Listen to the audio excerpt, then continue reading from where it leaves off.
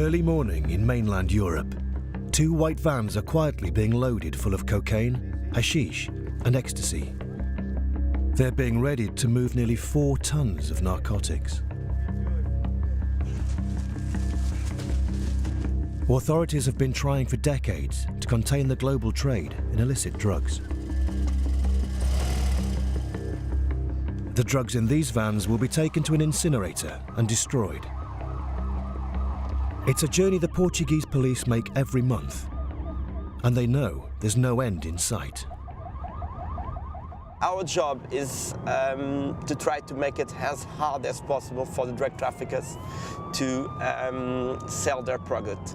But it's not a fight that we can win. This is the story of how one country sparked a global movement for change.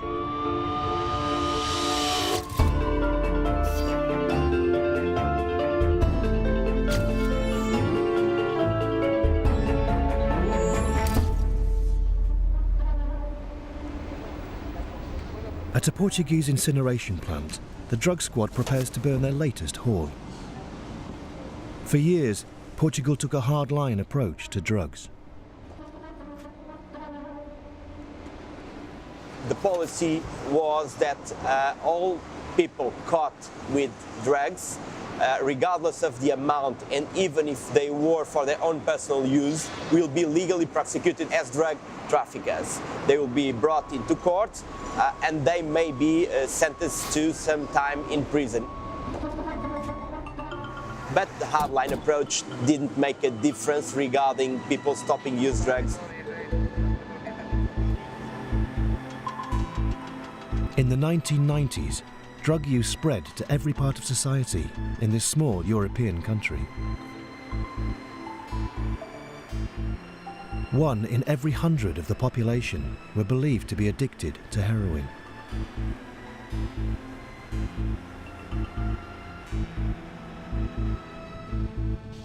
Simply incinerating their supply was no answer.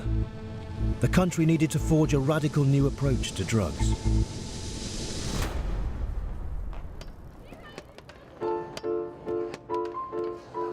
In 2001, Portugal came up with a policy that would put its people first. A new law enabled citizens to possess small amounts of any illegal drug. It would no longer be a criminal offence for mostly casual users to enjoy their vice of choice.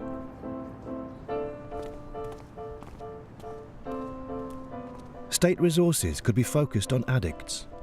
Instead of being punished for their dependency, they'd be offered help.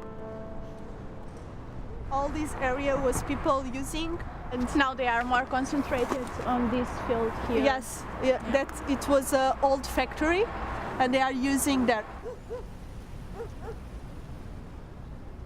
Psychologists Maria and Rachel are state-funded outreach workers. Every day they visit drug users to offer clean needles, smoking pipes, and advice. They call this approach harm reduction.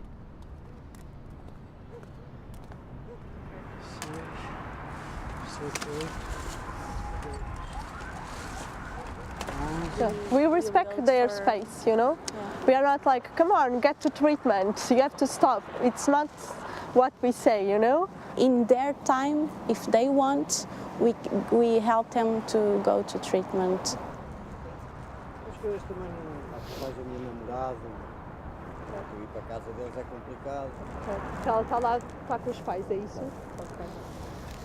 Decriminalisation has removed much of the stigma addicts felt and the fear of prosecution that stopped them from seeking help.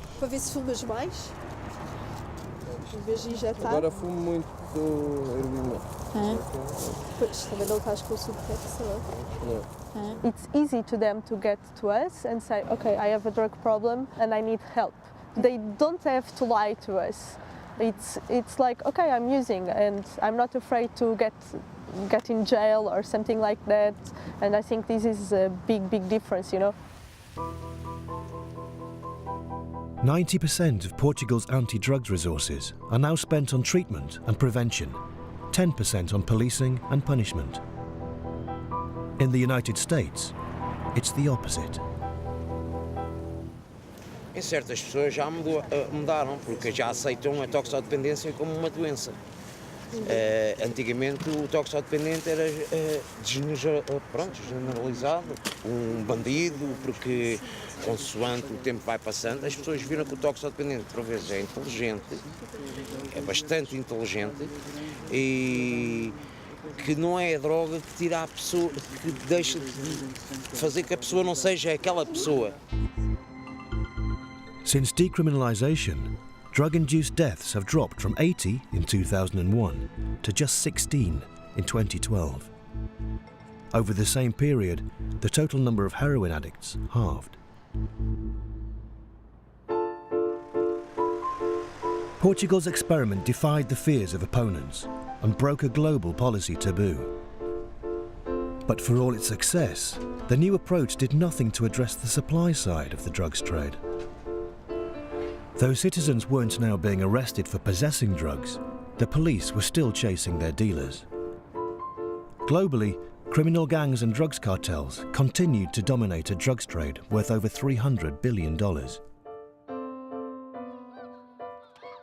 The countries where those drugs originated continued to pay the price they'd been paying for over a quarter of a century. In the Colombian capital, Bogotá, the polls opened with a minute's silence for the three candidates killed during the presidential campaign. It was the culmination of weeks of terror. The man expected to win is the Liberal Party's César Gaviria. He arrived surrounded by bodyguards and a media posse. He's pledged to continue the present administration's hard line against the drug cartels. The cartels in Colombia by 1990 became almost all-powerful. Escobar was able to do terrorism in a way that only probably Bin Laden has been able. Blowing up buildings and bringing down planes and killing policemen one by one. It was really a threat to Colombian democracy.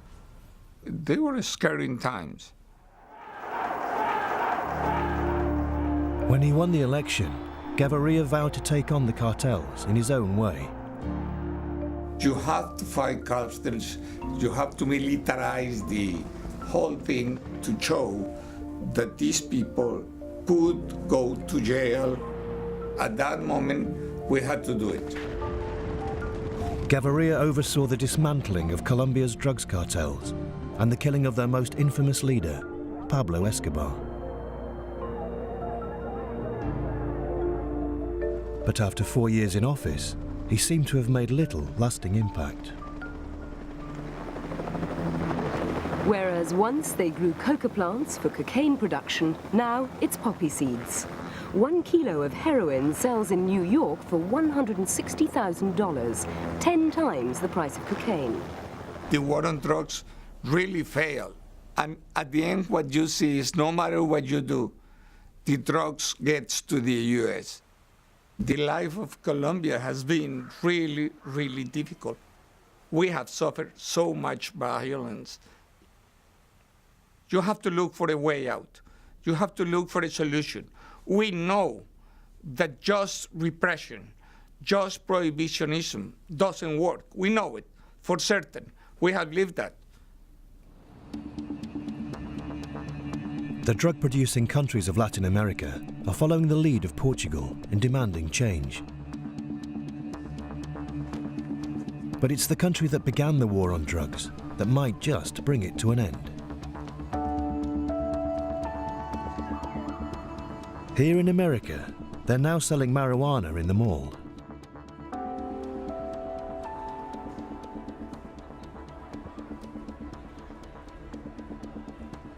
Citrusy, it's sweet, it's tropical. Yeah. And this one? This one's going to be a little more earthy. A little more pine than citrus, but definitely a really good strain. In 2014, Colorado became the first US state to fully legalize cannabis. Hi, how are you? Good, how are you? Within a year, it had already become a $700 million business there.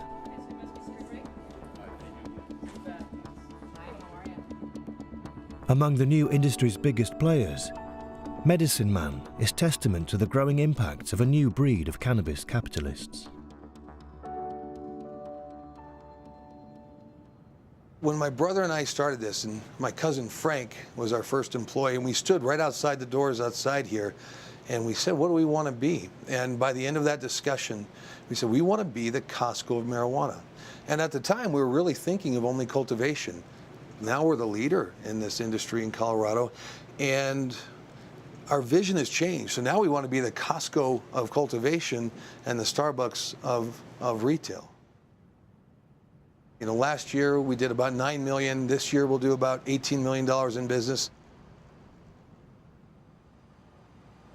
In Andy's purpose-built plant, 50 different marijuana strains are grown, trimmed, dried and cured to develop their flavour and potency. It's cultivation on an industrial scale. Yet Colorado law requires every plant to be tracked throughout the process, from seed to sale.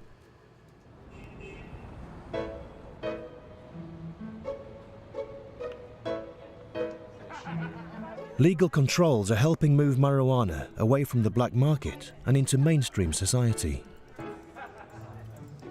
Just as you would see somebody having a casual drink on a patio, you might see somebody around the corner just taking a quick hit of a bowl.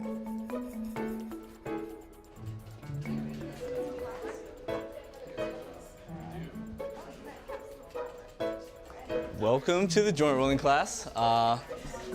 Once you feel like you've got enough there, slowly start rolling it between and move your fingers in slowly. In one room, they taught you how to roll a joint, which is really cool. I rolled my first joint today. It was pretty awesome. And then after that, they taught us how to roll our own sushi, which was really cool. I've never done that before.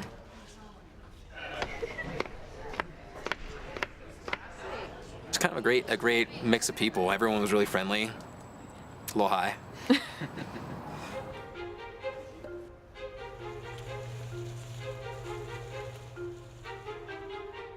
Testament to just how mainstream marijuana has become is the fastest growing part of the industry, known as edibles.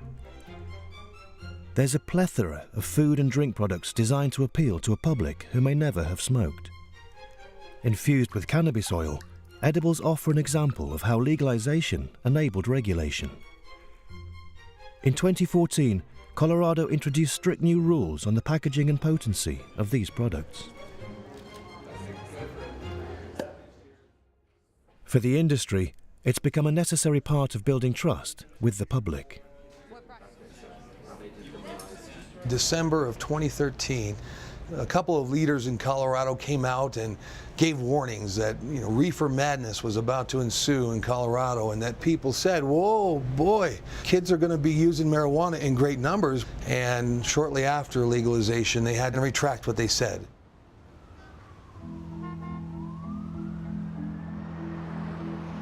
Initial research has suggested marijuana use by teenagers actually fell.